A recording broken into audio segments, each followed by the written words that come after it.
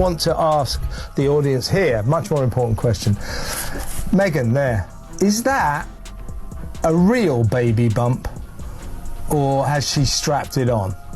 Because weird. She's got form for strapping on baby bumps. From the heart of London straight to Buckingham Palace, shocking revelations have emerged about Meghan Markle and the birth of Archie Harrison Mountbatten-Windsor, and the story is far more complex and controversial than anyone could have imagined. The whispers about the Sussex children have been circulating for years with fans, and royal watchers questioning timelines, inconsistencies in public appearances, and even the shape of Meghan's baby bump. Yet until now, these remained just rumors. Speculation fueled by a mix of social media sleuths and tabloids. However, newly unearthed forensic documents suggest that there may be more than just coincidence behind the birth of Archie on May 6th. 2019, a payment of $500,000 was allegedly made from an account linked to Meghan Markle to a high-end discreet fertility clinic. Just 5 days before Archie's birth was publicly announced. The precision of this timing is alarming and raises serious questions about whether this was a routine medical procedure or something orchestrated to coincide with a royal birth. The palace has remained tight-lipped about these documents, but their mere existence hints at potential manipulation of both financial and public records, adding fuel to the already intense debate around Meghan and Harry's story. And as if the financial puzzle wasn't enough, the visual record of Archie's birth and early life also raises questions. The official photo introducing Archie at Windsor appeared carefully staged with cinematic lighting, deliberate positioning, and an almost unnatural sense of symbolism. It felt less like a candid family moment and more like a meticulously constructed narrative, a pattern that continued with alterations to Archie's birth certificate. Nearly a month after his birth, Rachel Meghan, the name initially recorded, was replaced with her royal title, Her Royal Highness, the Duchess of Sussex, a move that palace spokespeople claimed was mandated by the Crown but not requested by Harry or Meghan. In stark contrast to the Cambridge children whose birth certificate retained Kate Middleton's full name, suggesting selective enforcement of protocol and raising questions about the legal status. I am dealing with facts, as simple as that.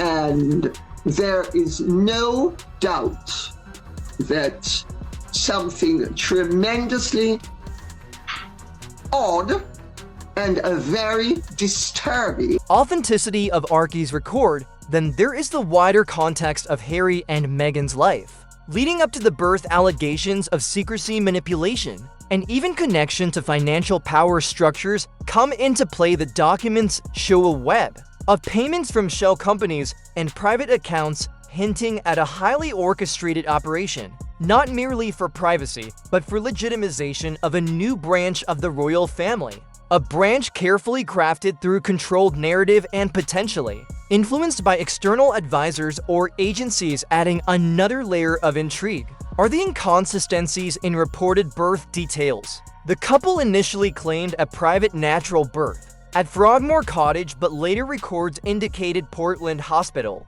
a standard medical facility, raising further questions about the accuracy of public statements and the role of media in shaping perception. Every detail from photographs to press releases seems to have been calculated to maintain control over public perception and to secure the Sussex children's position in royal lineage. And when we consider the backdrop of Prince William's role, the stakes become even higher. William now holds documents that could be described as a constitutional bomb. A private unit of former intelligence operatives has reportedly examined transactions and forensic evidence indicating a flaw in the lineage. The payments, the altered documents, and the staged public records all converge into a scenario where the monarchy itself could be called into question. And what about Harry's role? Was he complicit in crafting this narrative, or was he manipulated into being the father of a fabricated story? For the sake of establishing his family, the answers remain unclear. But the implications are severe because on one side there is the personal bond of brothers, and family loyalty on the other, the survival of an ancient institution, built on bloodlines, legitimacy, and public trust. Any deviation or perceived falsification in this lineage challenges the very foundation of the crown and the monarchy's legitimacy worldwide. Meanwhile, the global media continues to report superficially, focusing on Netflix deals, interviews, and headlines about alleged mistreatment of Meghan, while the true crisis unfolds behind palace walls with closed doors and secure briefings. Every detail, from financial audits to internal memos, adds to the emerging narrative, a narrative that could redefine how the world perceives royalty and power. Meghan's every public statement, tears, interviews, and advocacy work will now be seen through a new lens, one where every action could be interpreted